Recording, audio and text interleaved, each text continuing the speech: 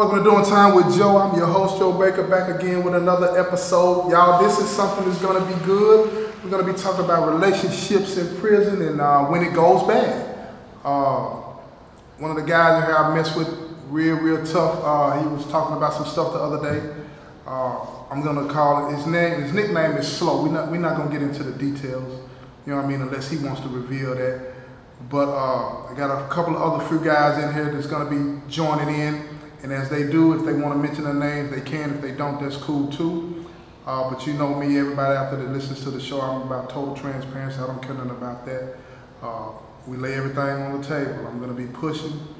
This is not going to be your normal conversation where you talk about relationships. You get to lay everything out and nobody says anything. I'm pushing y'all. And I hope that you learn something from it.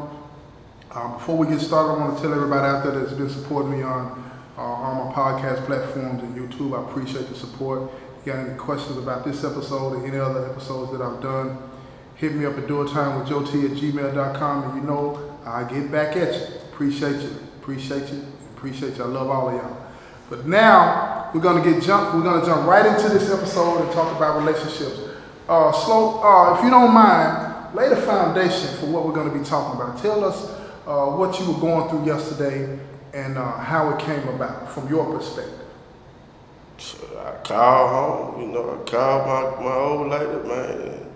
She answered the phone and she told me she was with her boyfriend. She with her boo.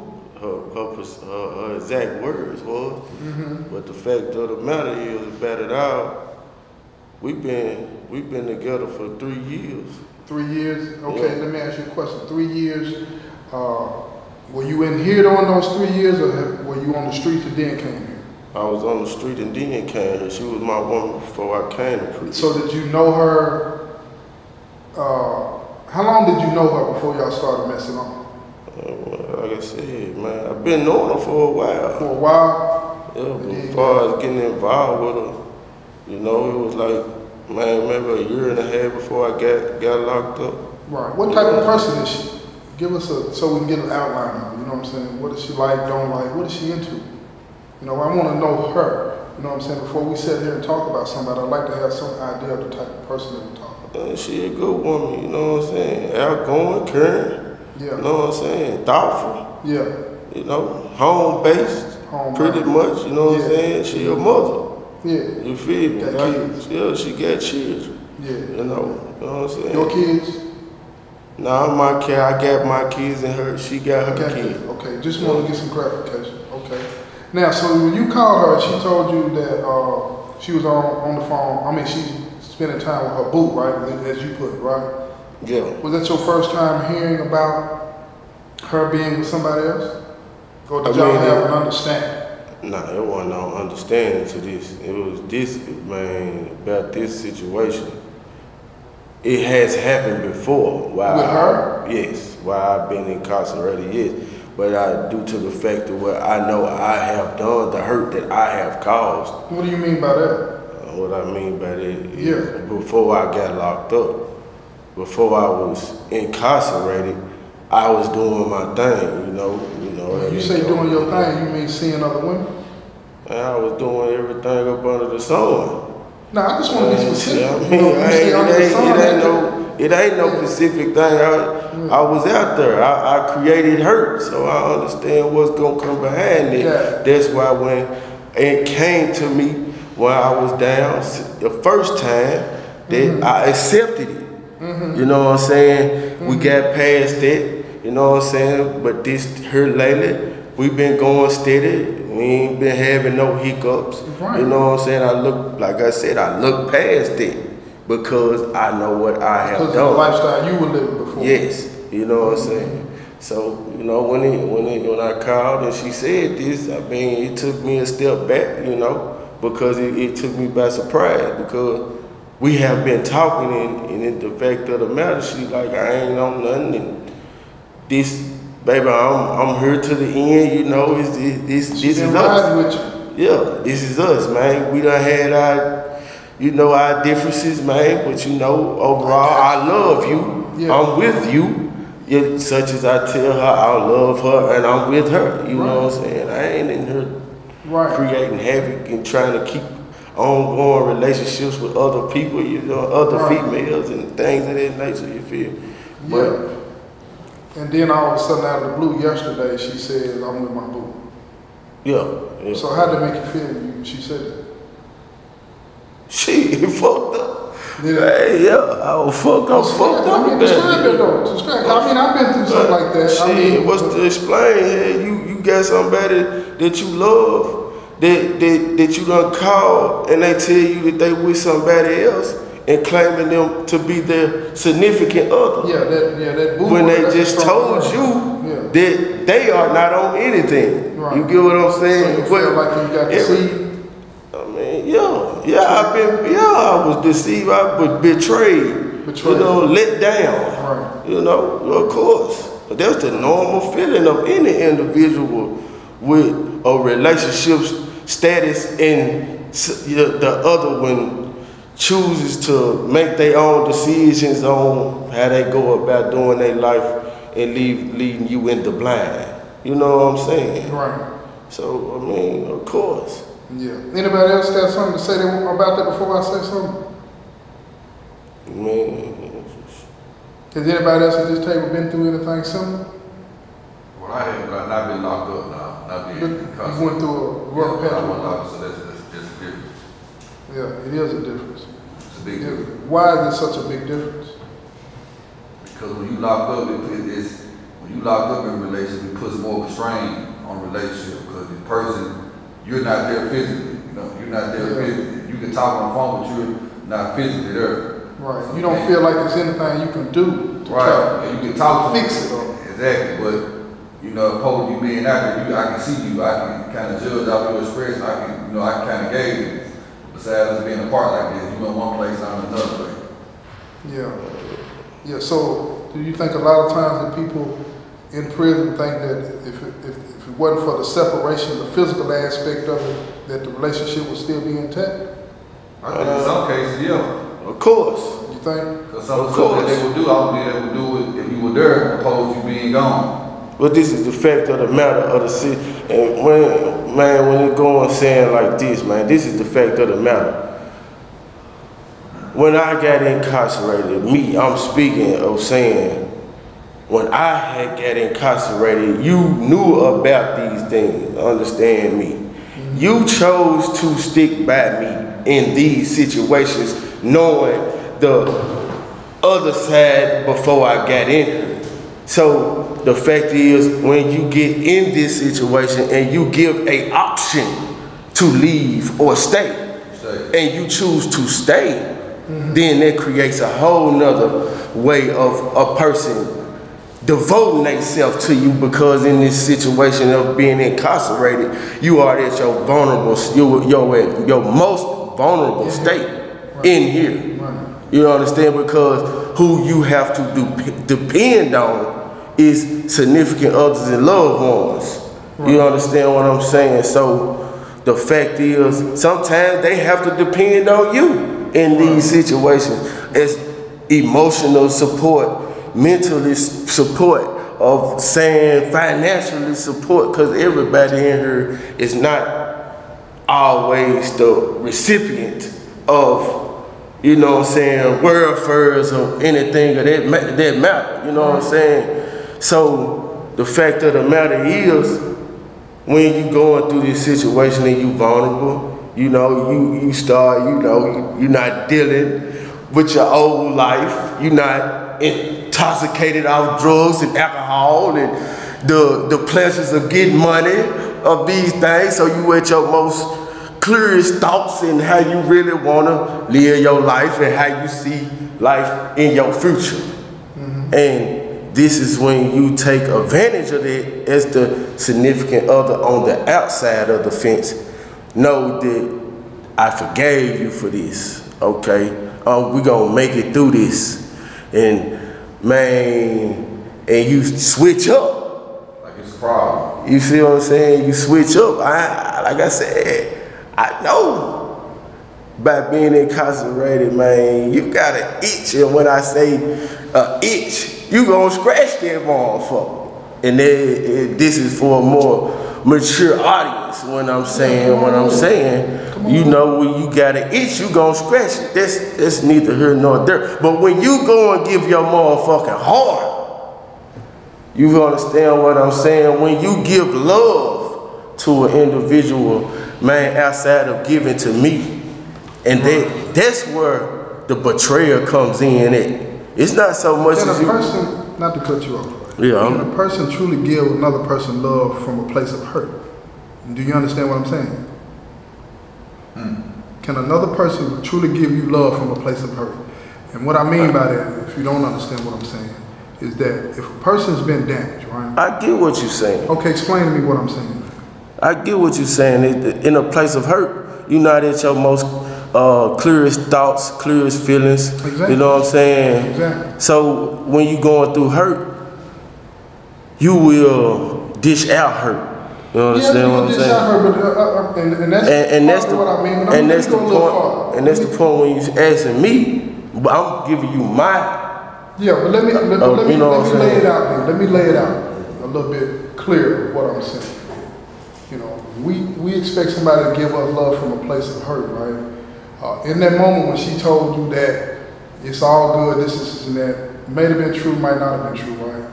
But when the person's been traumatized, whenever it happened, and I mean a breaking of the heart, right? I'm not talking about it like being in love type, emotional type. I'm talking about a flat out something traumatic happened to crush a person, right?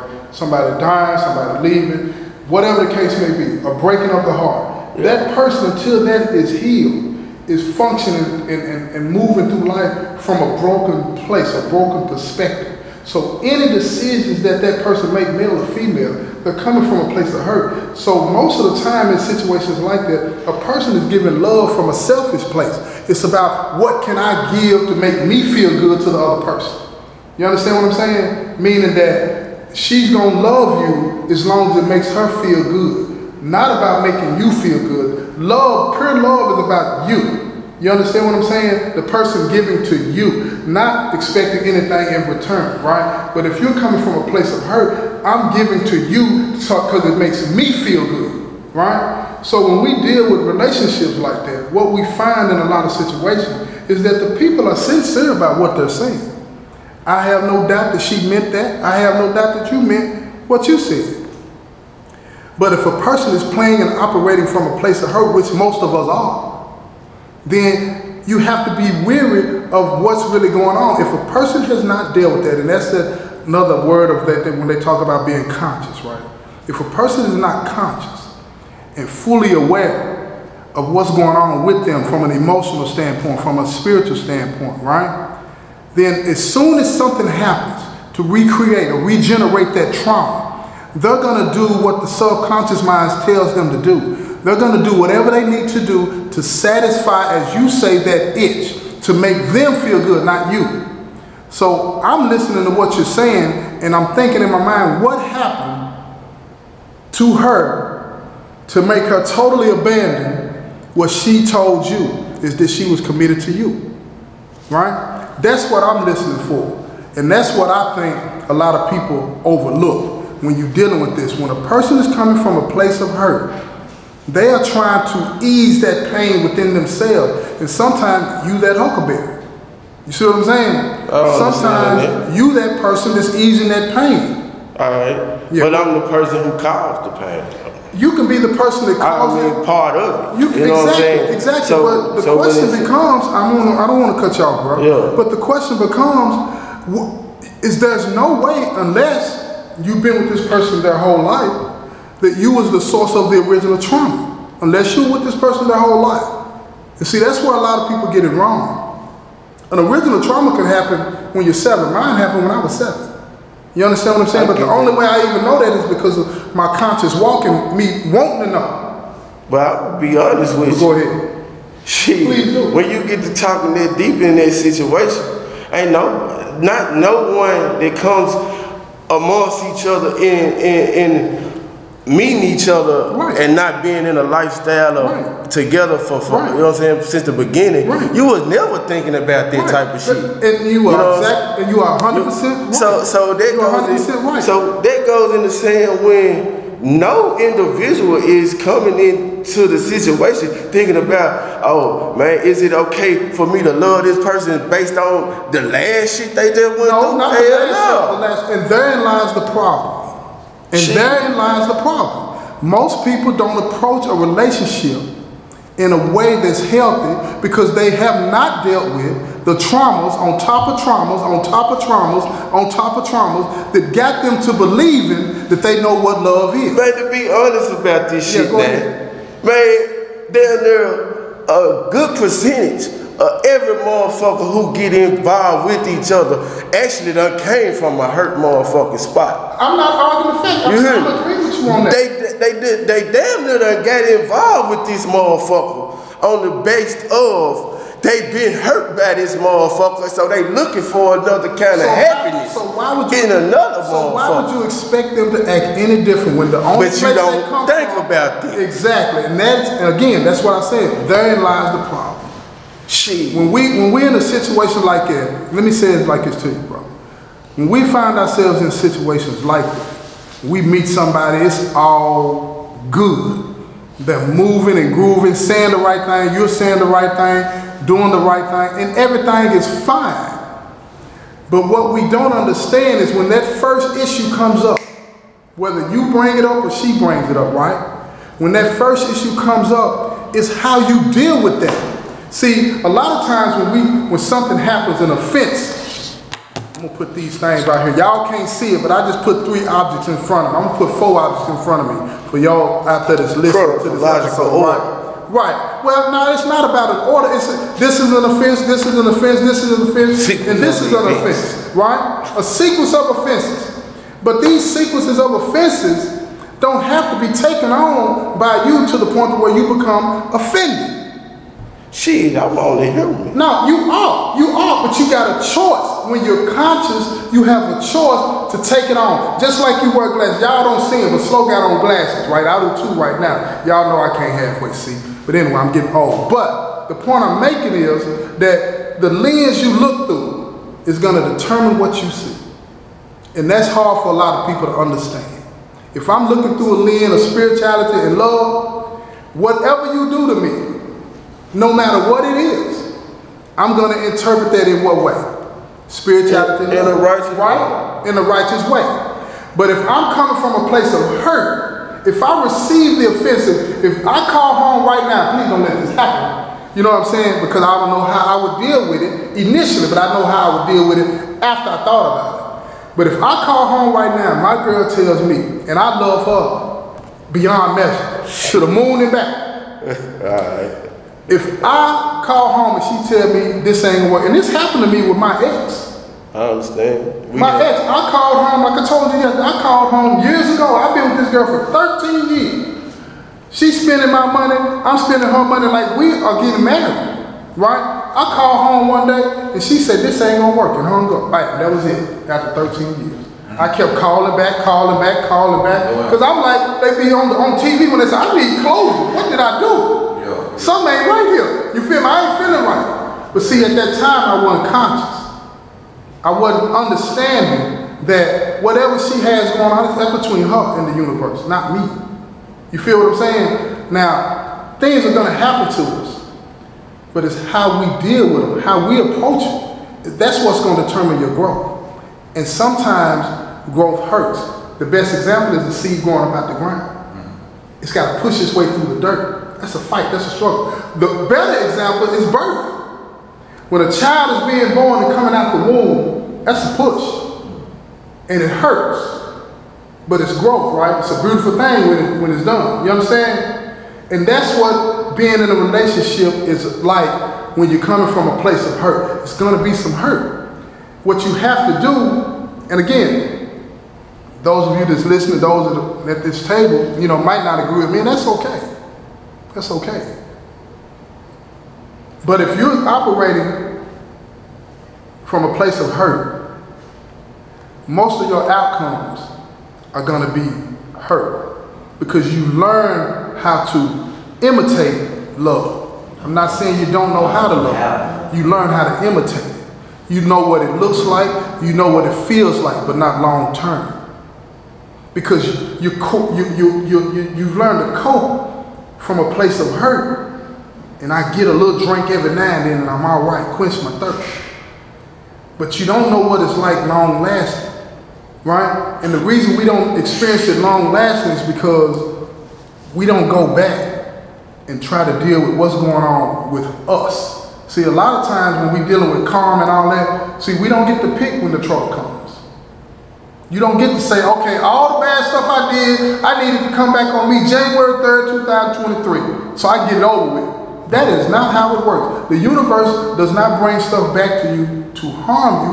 It brings it back to heal you. That gets back to what I was saying about how you see it. If you see it through that lens of hurt, that's what it's going to be. If you see it in a way that is meant to help you, even if you don't understand it, it will reveal itself to you. You know it is something. You know it is something like that. I get it, and through my situation, I mean, I'm dealing with it on a hurtful basis off betrayal. Yeah, but through what I have learned, such as what you said, I'm not. It's almost like a burden lifted up off my shoulder because of the situation that I am in, right? And the state of mind that I have grown to become in. You understand what I'm saying? Absolutely. Because I have had to, what you just said, push my way through certain situations to see this in another form of my karma coming back to me, my hurt that I pushed out coming back. That's why I'm gonna tell you again. That's why I accepted the shit on the first time. You get what I'm saying? So that's when they say like, where is this going now? After all of this, what I'm gonna give this a try, but the whole time is I'm already feeling like a chump. Based off who I still got some old me in me. You understand what I'm saying? So when they say like, man, I ain't the person who deal with that type of shit when an individual do this to me, it's cool, all right, say no more, keep pushing, you hear me?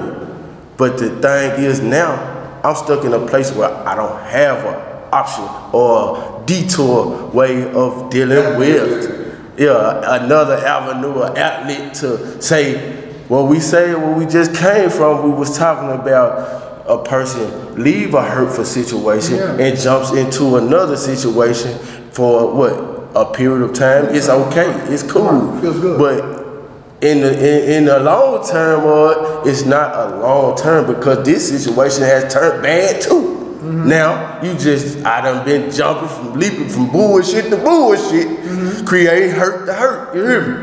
All right, I got that. Now my hurt I face in this situation, and that's what I'm saying. Like that's the point where I'm telling you, like I'm cool, but I'm hurt at the same time. Yeah, you feel hurt. I think that I can't tell you what it is. I mean, I'm a man, but I think that the universe is healing you.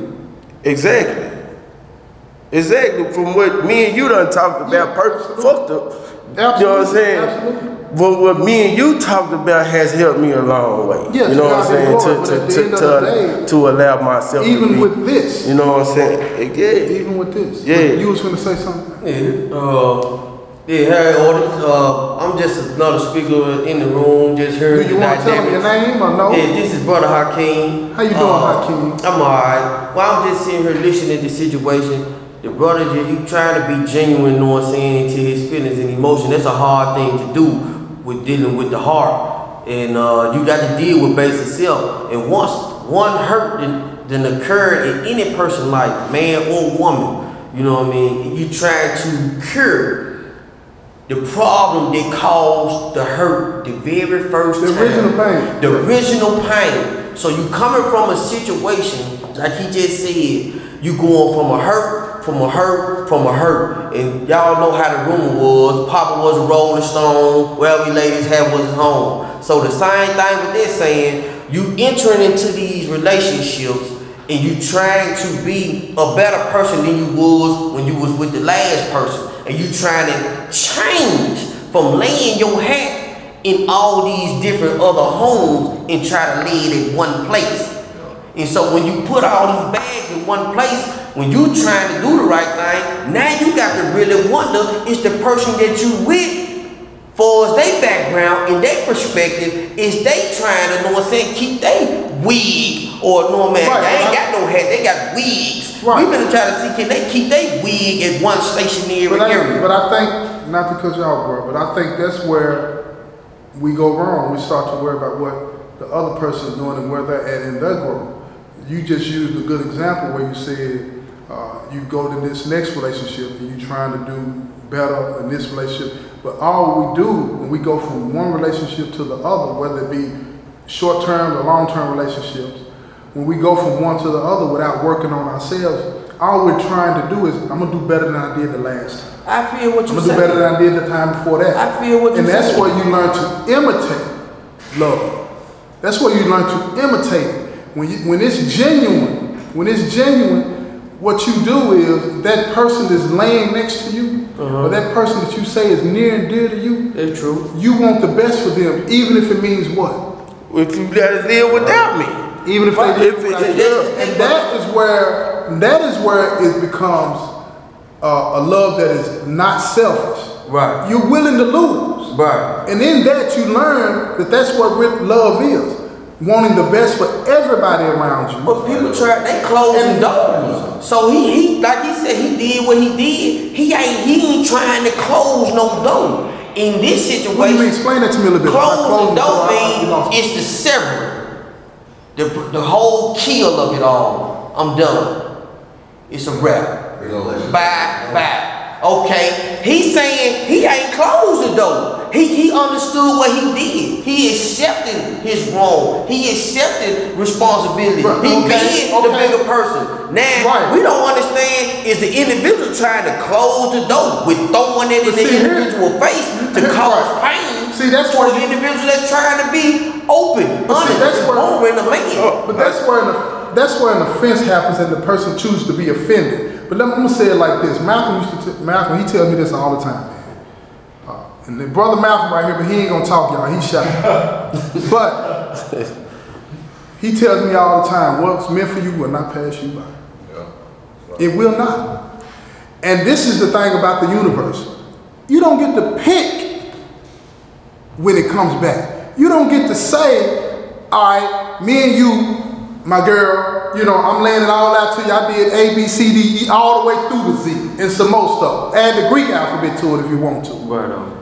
And I'm laying all this on the table and telling you all the things that I've done, and I'm giving you the choice to accept this. And even if she accepts that, that's her. That ain't what the universe did. See, because what you got to understand, the universe is dealing with her too, with her own baggage. And her baggage might come back in a way where it causes a severance. It wasn't her. The universe don't govern by you or me. So sometimes people can be in your life for a season. That's the whole thing about life, man. Some people come in your life for a season and a reason. Man, but the thing about love, man, love don't walk away. People do. You understand what I'm saying? So like when it's saying, man, I done jumped out this situation.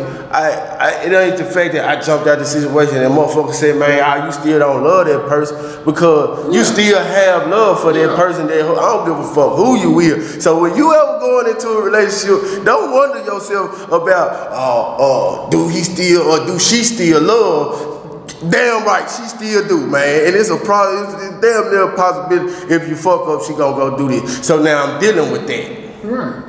This my testimony about what the fuck is what it is. Right. And my situation of what I'm going through in this imprisonment, man. Right. And I just feel like I dealt with my hurt. Right. You know what I'm saying? I dealt with the pain.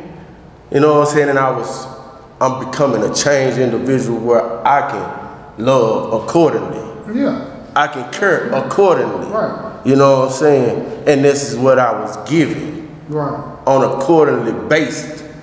Love and care, genuine, man, however you want to say it, man. Kindness, you know, out of all of this, man. So I got to deal with that hurt, man, again.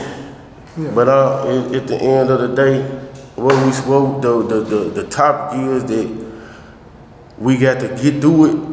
I'm going to get through it. Yeah, you're going to get through it. I'm going to get through it. it's a trial and error thing. It's a trial and error thing as well as to accept the other party got to accept. Why does it have to be a trial and error thing? A trial and error thing sounds to me like you're trying stuff to see what works. Because you came from hurt and you fucked up so many times. They might be fucked up so many times and they trying to get it right. So the trial and error thing is like he just made reference to this. He trying to do the right thing with everything within his being, with this person, with this individual. No, mine is to do right by any motherfucker who come on my life. That's male or female now. So that's the difference. That's my outlook of how I treat people. You know what I'm saying? Okay. So this is where it carry on to saying like, I'm not trying to dish out any hurt, and I'm not mad at the situation with her. You know what I'm saying? Okay. I'm let down about it. I'm hurt about it, but I get through it. I will get through it on a righteous, accordingly basis because my spiritual mindset, you know what I'm saying, of what I have got the tools to use to better my thinking, my life, and the way I conduct it about holding myself accountable for the things that I do or I say.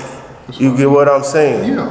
So like, that's what, when dealing with people, I'm finna have to start judging or not judging of saying, approaching or thinking, oh man, how they dealt with their situations in a just manner, you know what I'm saying? And I never know. Yeah, but I mean, you meet people where they're at though. And then here's the thing, I'm gonna say something about living a conscious life, because that's what you described, right? Living a conscious life.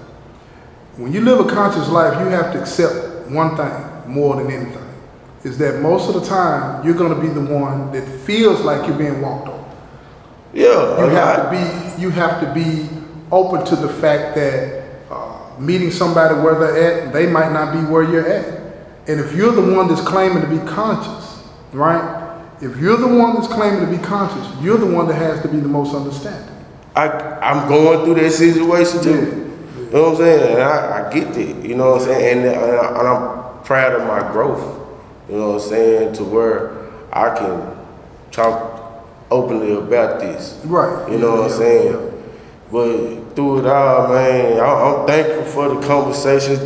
Absolutely. What you just said was, man, helped a tremendous great amount. You know what I'm saying? Like, to God be the glory. Yeah. So, man, when the struggle is over, man, you know, I pray that you know she have a successful life and everything be good with her. I mean, as far as what you said about the universe, that's something that she got to take that's still that's something that she got to deal with it, you know what I'm saying, because of what she put out. But that's with all of us also too.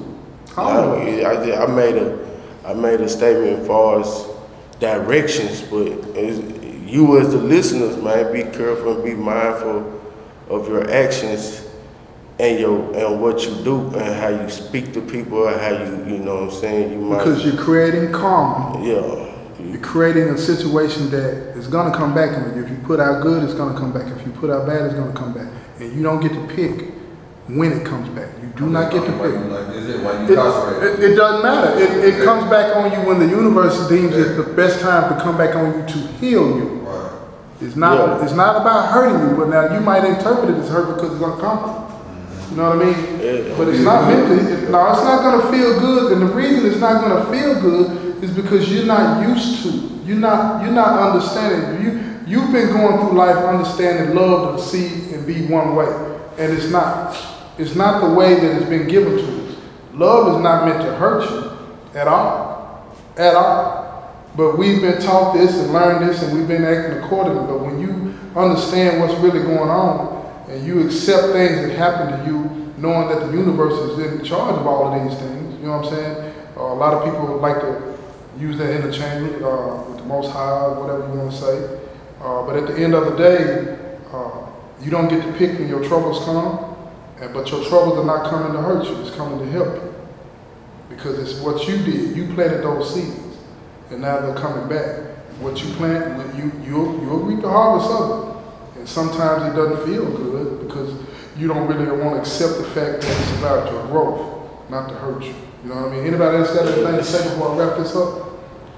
I'm pretty much good, honestly. When it all said and done, Oh, wait a minute, hold on. He hasn't introduced himself. He just opened his mouth, y'all. Who are we talking to here? I give you my name. My name is Josh. Oh, how you doing, Josh? I'm all right. Good to meet you, sir. Good to meet you. But how did you guys say? I'm just sitting back and listening. You know, it's a good conversation.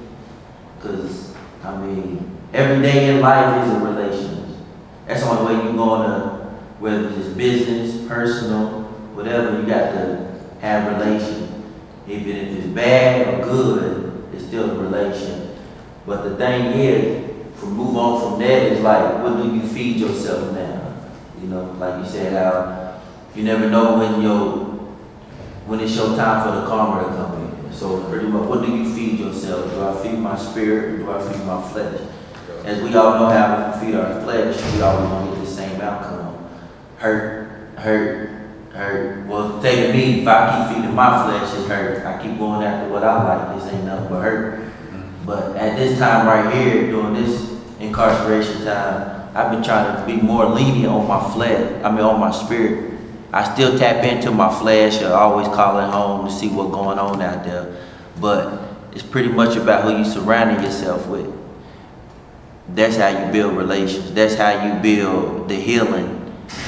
And that's just how it has to go. Who you surrounding yourself with, you know. And some people move out of spite. Some people do things out of spite or whatever. But it's just how you gonna react to it, you know. Like, cause hurt. Like Joe said, it don't mean that the person don't know how to love. They don't know how to love. It's the thing, man. Well, a good friend of mine gave me some literature, and it reads of saying in it. It says, "It's not about what the experience does to a man. It's about what the man does with the experience." You know what I'm saying? So out of all of this, when you go through trials and tribulations, man, it's about how you deal with it, as far as letting it work for you or letting it work against you, man. You know what I'm saying? So like, if you jump into the situation and thinking that you're going into another situation because it feel better, well, you just creating a whole nother, you know what I'm saying, a whole nother situation for yourself that ain't gonna feel good in the long term. But take time to learn yourself, educate yourself, and love yourself most importantly, man, through these matters and these affairs that you go through. Because one thing about it, man, if you ever start to question anything, it's gonna lead to doubt, you know what I'm saying? So like, when you start down situations, it's basically over, you know what I'm saying? So, man, for me, which is who am I? I'm slow. My real name, Nicholas Fuller, man. Y'all take care of yourself, man, out there. Love yourself, man. You know what I'm saying? Make sure you feed yourself. When I say feed yourself, I'm talking about spiritually wise, man. Anybody else got something to say? Well, look here, I'm gonna wrap this thing up, but before I do, I want to say this, right? I mean, the universe, it's intended to give you what you want, what you need, what you think you need anyway, but it's about how you go about it. You know, a lot of people go about getting the things that they want or think that they need in a way that's destructive to them, you know what I mean? And that is because they're coming from a place of hurt. But when you do it from a place of love, the universe is gonna give you those same things in the right way, and you're gonna appreciate them more, and all of the things that come with it, right? I hope that you can get something from this episode, and if you have any questions or comments about it, hit me up on my YouTube page, and if you have any direct questions that you want me to answer in private, hit me up in my email, doingtimewithjoet@gmail.com, and I'll get back to you as soon as I can. With that said, this has been another episode of Doing Time with Joe. I'm your host, Joe Baker, and I say peace, y'all.